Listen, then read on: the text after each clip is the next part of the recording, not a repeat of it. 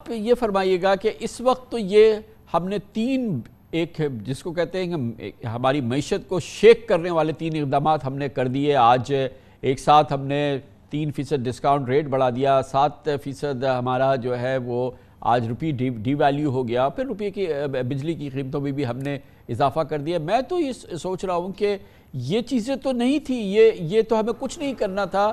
جب سپٹمبر میں ڈار صاحب وزیر خزانہ بنے تھے اس وقت تو ہماری صورتحال میں نہ ایکسچینج ریٹ کے حوالے سے آئی ایم ایف کی کوئی مزید ریکوائرمنٹ تھی, نہ ہی ڈسکاؤنٹ ریٹ کے حوالے سے مزید کوئی ان کی ریکوائرمنٹ تھی یا کوئی ان کی سیٹسفیکشن میں کمی تھی. یہ صورتحال تو صرف اس وجہ سے ہوئی کہ آج ہم اس کو کرنے جا رہے ہیں, اور اس دوران جو ہم نے پچھلے 5 مہینے میں کیا اس نے جو ہے وہ ہماری جو کانفیڈنس لیول تھی آئی ایم ایف کے ساتھ اس کو شیٹر کر دیا. جی بالکل آپ صحیح کہہ رہے ہیں. ایکچولی لاسٹ سپٹمبر میں جب ہم نے نیگوشیٹ کیا تھا آئی ایم ایف پروگرام کو, تو اس ٹائم پہ ہم نے کافی ساری چیزیں آئی ایم ایف کی طرف سے سیٹسفائی کر دی تھیں, اور اس لیول پہ ہم آ کے تھوڑا سا اسٹیبلائز ہو گئے تھے. ظاہر ہے اور بھی ایشوز تھے, اسٹرکچرل ریفارمز کی بھی ضرورت تھی, لیکن یہ سچویشن نہیں تھی جس میں ہم آج بیٹھے ہوئے ہیں.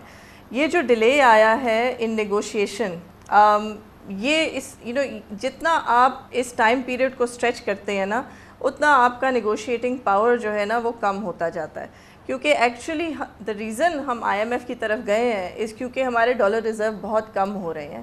اب جتنا آپ اور اس پہ ٹائم لگائیں گے اتنا اور آپ کی ڈالر کے ریزرو کم ہوں گے, اور اتنا اور آپ کا نیگوشیٹنگ پاور زیادہ سے زیادہ کم ہوتا جائے گا. سو آئی ایم ایف کا پروگرام صرف ایک بینڈیڈ ہوتا ہے. اگر ہم اس کو بینڈیڈ کو یوز نہ کریں صحیح طریقے سے تو زخم جو ہے نیچے وہ ویسے ہی نکل آتا ہے. جو ہماری اکانومی کے ویکنسز ہیں, جو اسٹرکچرل ریفارمز کی ضرورت ہے, جو لانگ ٹرم پالیسی کنسسٹنسی کی ضرورت ہے, وہ تو سامنے آئی نہیں. اب فائنانس منسٹر کو بدلنے میں بھی ٹائم ہوا ہے, لیکن آپ یہ بھی تو دیکھیں کہ آئی ایم ایف نے since the start of this programme 2018-19 میں اب ٹل ناؤ 9 فائنانس منسٹرز کے ساتھ یہ لوگ نیگوشیٹ کر چکے ہیں. تو ظاہر ہے پاکستان کی بھی کریڈیبلٹی, اس کی گورنمنٹ کی کریڈیبلٹی وہ بھی جو ہے کویشچن میں آئی ہے. اینڈ آئی تھنک اس کی وجہ سے آئی ایم ایف کے پاس اب وہ پیشنس شاید نہیں رہا کہ پاکستان کو اور لیوے دیا جائے.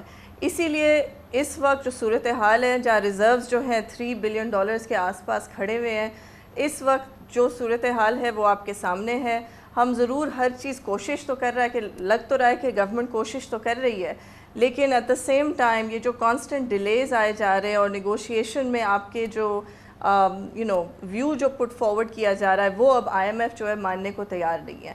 اس لیے we are now seeing the interest rate where it is, and because of these reasons we are going to have to see more hardship come our way.